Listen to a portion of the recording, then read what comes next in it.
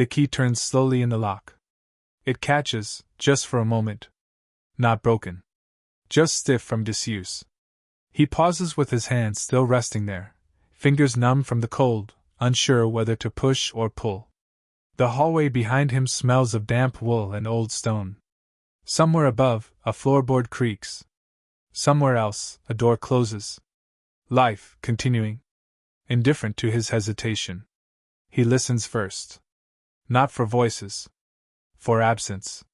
When the door finally opens, it does not swing wide.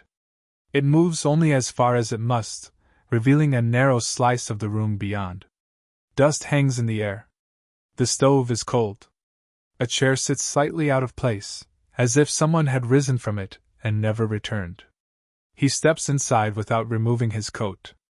For a long moment, he remains standing, as though he has entered the wrong apartment. Or the right one, but at the wrong time. It is quiet in a way he does not recognize. Not the quiet of trenches at dawn. Not the quiet of fields after shelling. This is a domestic quiet. A lived-in quiet. The kind that should be filled, but is not. He closes the door behind him. Carefully. As if someone might still be sleeping. Only later will he understand that this was the moment everything finally arrived. His name was Franz Adler. He had been born in Vienna in 1894, in the 3rd district, where the streets were narrow and the buildings close enough that neighbors knew one another's routines without ever speaking of them.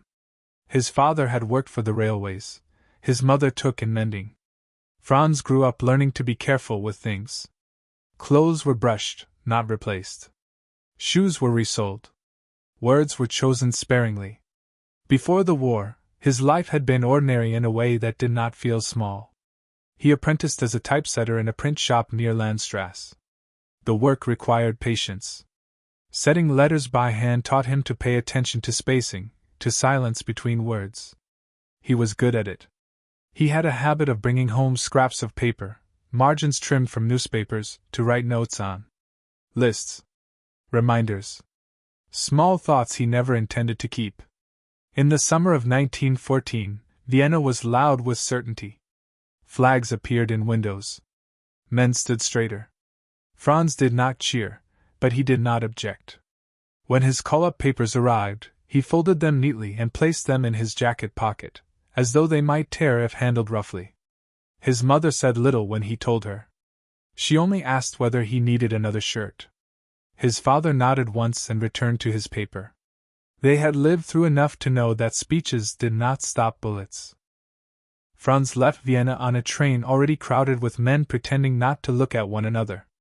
The city receded in fragments. A corner bakery. A bridge he crossed each morning. A poster peeling from a wall. At first, the war felt distant, even as he moved closer to it.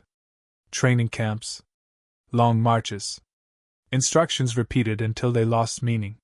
He learned how to sleep sitting up. How to eat quickly. How to listen for sounds that did not belong.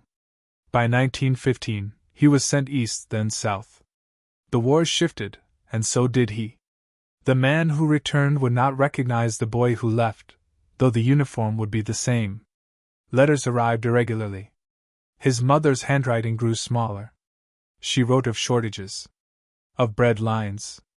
Of neighbors who had stopped coming by. She did not write of fear. Instead, she asked whether he had enough socks.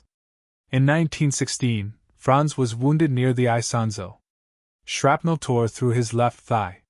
He lay in the mud longer than he should have, staring at the sky, wondering if the clouds above Vienna looked the same. He survived. Many did not. The wound healed poorly. He walked with a slight stiffness afterward, a reminder that never fully faded. But he was returned to duty. The Empire needed men, even damaged ones. By 1917, exhaustion had settled into him like a second skeleton. The war no longer felt like movement toward anything. It was simply continuation. Days that resembled one another too closely. He stopped writing notes on scraps of paper. There was nothing left to record. Inside, the stairwell was dim. The gas lamp flickered weakly. Notices were posted near the entrance, written in hurried ink. Franz did not read them. He climbed the stairs with care. His leg ached in the cold. Each landing brought him closer to something he could not yet name. On the second floor, he stopped. A neighbor stood outside her door, her hands wrapped in her apron. She stared at him for a moment before speaking. "You're home," she said. He nodded. She hesitated. Her eyes moved toward his door, then away. "I thought you should know," she began, then stopped. She swallowed. "Your mother, she asked about you until the end." Franz did not respond. Not because he did not understand, but because understanding had not yet found a place to settle. "When?" he asked. "October," she said. "The fever." He thanked her. The words sounded wrong as soon as they left his mouth. She reached out, then pulled her hand back. "There was a service," she said. "Small." He nodded again.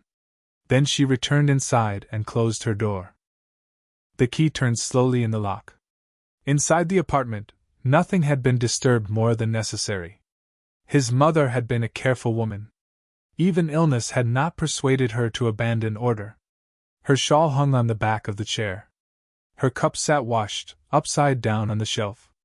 The bed was made. Franz removed his coat at last. He folded it neatly and placed it over the chair. He stood for a long time in the center of the room, unsure where to begin. On the table lay a stack of papers. Bills. Notices. A letter addressed to him, never sent. He did not open it. Instead, he moved to the window. Outside, Vienna continued. A cart passed. Someone coughed. A child cried, then stopped. He had imagined this moment many times during the war. The return. The reunion. The relief of standing in this room again. He had not imagined standing here alone. The days that followed blurred together. Franz registered his return. He queued for bread. He answered questions from officials who no longer wore the same uniforms. He learned that his father had died 2 years earlier, quietly in his sleep. The letter had never reached the front. He learned that the print shop had closed. Paper was scarce. Work uncertain. He moved through the city with the careful gait of someone afraid of arriving too late to something else. At night, he slept in short stretches. The bed felt unfamiliar. The silence pressed too close. Sometimes, he reached for his notebook out of habit, then remembered he no longer kept one. Winter settled over Vienna early that year. Fuel was scarce. Franz burned what he could spare. He wore his coat indoors. Neighbors checked on him occasionally. Their kindness was cautious, as though grief were contagious.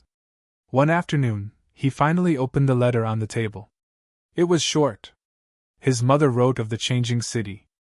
Of standing in line. Of hoping the war would end before it took more than it already had. She wrote that she kept his room ready, even though she knew he would no longer fit into it in the same way. At the end, she wrote that she was tired, but not afraid. Franz folded the letter and placed it back on the table. He did not cry. In the months that followed, Vienna reshaped itself. New borders were drawn. Old certainties vanished. Franz found occasional work repairing presses, setting type for notices no one fully believed in yet. He walked past buildings that bore scars from the war, though Vienna had been spared the worst of the fighting. The damage here was quieter. Emptier. Sometimes he imagined what it would have been like to arrive a few weeks earlier.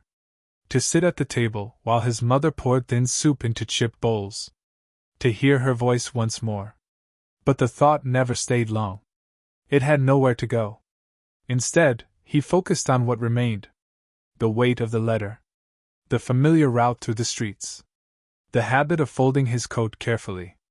Years later, when the city felt more stable, someone asked him what it had been like to come home from the war. He paused. It was late, he said. That was all. Franz Adler lived the rest of his life in Vienna. He never married. He kept the apartment as it was, making only the necessary repairs. He worked when there was work. He read in the evenings. He listened more than he spoke. Those who knew him described him as steady. Reliable. A man who did not complain. They did not know what he carried with him. Or perhaps they did, and understood that it was not something to be spoken aloud. When he died in the early 1960s, a neighbor found the letter on his table, still folded. Some things, once arrived at too late, remain exactly where they are placed. Not as reminders. Not as warnings. Simply as evidence that a life was lived.